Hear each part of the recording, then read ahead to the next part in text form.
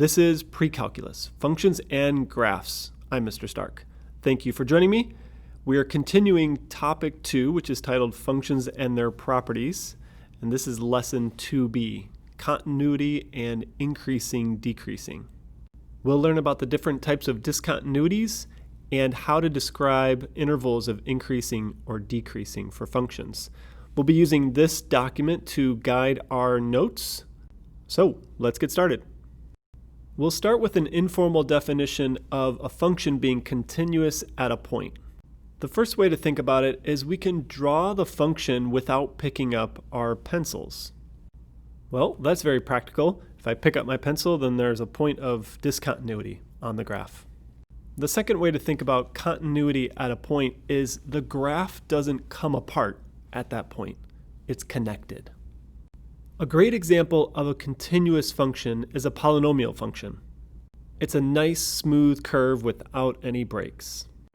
Now I have three examples of functions that have discontinuities at a point.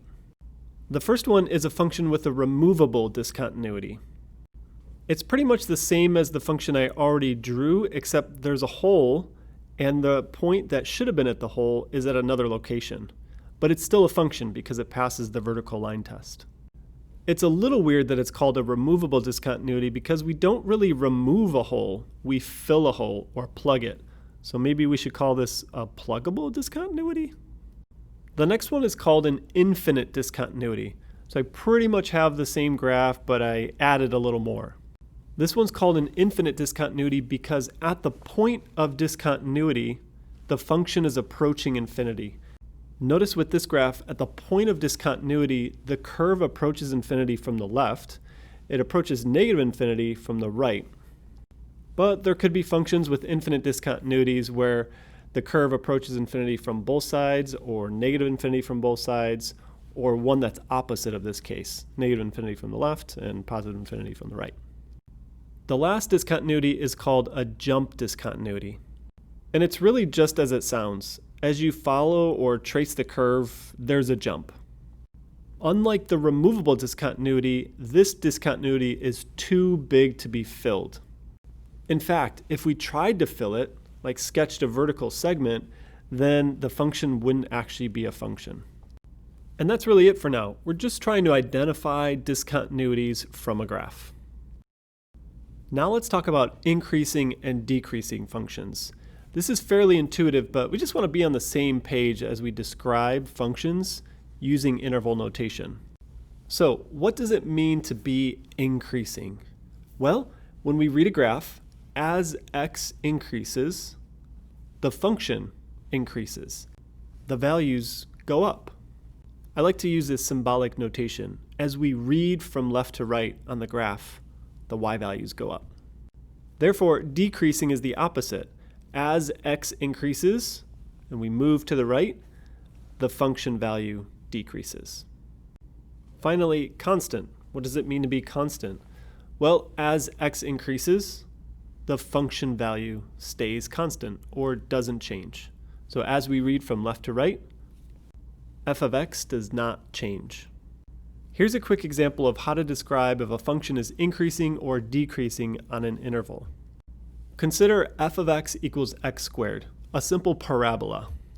A simple mistake that we can make is to say that this function is always increasing because, look, if we start at the origin, it's going up. But that's not really the case because we need to read this graph from left to right. So let's start at the origin. As we move to the right, the function is increasing. So the interval on which the function is increasing is 0, infinity. I'll explain the bracket in just a moment. Now let's go to the far left of the graph. As we move from left to right towards the origin, the function is decreasing. Therefore, the interval on which this function is decreasing is negative infinity, 0 with a bracket. Okay, a note on the brackets. In my opinion, it doesn't really matter if we use brackets or parentheses in this case. And when we use a bracket, it doesn't communicate that the function is actually increasing or decreasing at 0. But when a bracket is used in a situation like this, what it is communicating is that the function is continuous at that point. So the function f of x equals x squared is continuous at 0, and it's decreasing to the left of 0 and increasing to the right of 0. I have one last note to share with you, and it's this. When we describe continuity of a function and the increasing and decreasing behavior of a function, we use x values. So when you see the intervals that describe those behaviors, those are x values. Try to remember that as you continue your journey with functions.